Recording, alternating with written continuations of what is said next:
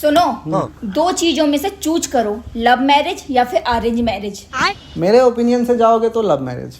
क्यों arrange marriage सही नहीं है? मेरे हिसाब से तो नहीं है सही। क्यों? क्योंकि जिसे आप कल तक जानते नहीं थे, जिसके बारे में आपको कुछ भी नहीं पता, जीरो, उसके साथ शादी के अगले दिन ही तुम सो रहे हो, सुहाग रात जिसका नाम देते हो, और आपके घर वाले भी आपको सपोर्ट कर रहे हैं कि चल भाई इसका सुहाग रात का वो मनाते हैं, आपके लिए बेड सजाते हैं। सुहाग रात में होता है ना, हिंदू धर्म में बेड सजाते हैं घर वाले सब। सुहाग रात का रस्म होता है। बताओ, जिसे आप कल तक जानते नहीं थे उसके साथ आज सो रहे हो, संबंध बना रहे हो। दिस इज कॉल्ड क्या बोलते हैं हमारे लैंग्वेज में इसे? रेप। जिसे आप कल तक नहीं जानते उसके साथ सो रहे हो, क्या हुआ ये?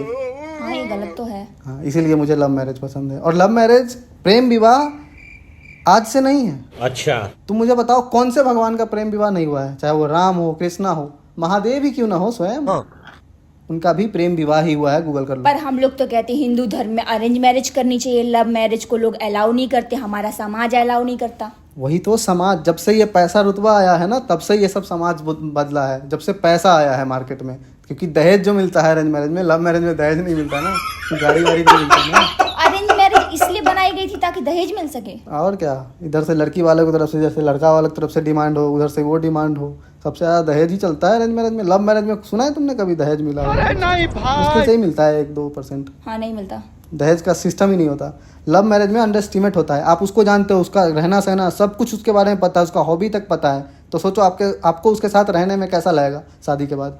शादी से पहले आप बात करके सब कुछ, 2 साल से मान लो 3 साल से आपका रिलेशन है, आप जानते हो उसको फोन से, चाहे वो डिस्टेंस ही लव क्यों ना हो आपका, लॉन्ग डिस्टेंस रिलेशनशिप कितना भी लॉन्ग हो, लेकिन फिर भी आप कॉल पे उसका रहना सहना, वो कब क्या करती है, कितने टाइम में क्यों परेशान होती है, कब इमोशनल होती है, सब आपको पता है।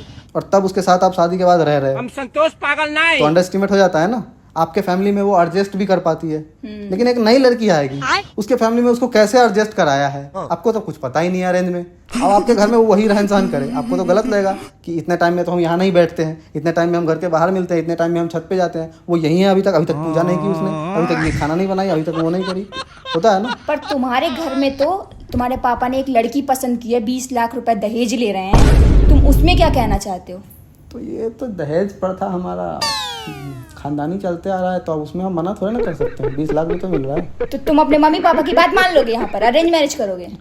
कौन बेटा होगा जो मम्मी पापा का बात नहीं मानेगा? जो नहीं मानेगा वो बेटा ही नहीं होगा। तो अभी जो आपने इतना लंबा भाषण दिया लव मैरिज पे कि लव मैरिज भगवान करते हैं, सब लोगों ने किया है, और ये जो अरेंज मैरिज है वो हम लोगों ने बनाई है, तो अब तुम्हारा सब गायब, तुम अरेंज मैरिज करोगे?